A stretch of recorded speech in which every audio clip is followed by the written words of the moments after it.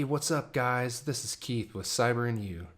Today we're going over a quick fix on how to change your computer name for your Mac. Without further ado, let's get started. We're going to go ahead and click System Preferences. Then you're going to click Sharing once System Preferences is open.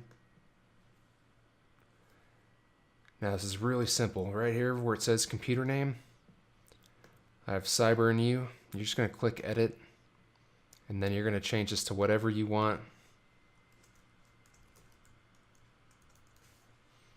And then you're simply going to click OK. In this case, I'm not going to change that, but once you change that to your desired name and click OK, you are done. You've just changed the computer name for your Mac. If you like this really quick tutorial, go ahead and hit that like button.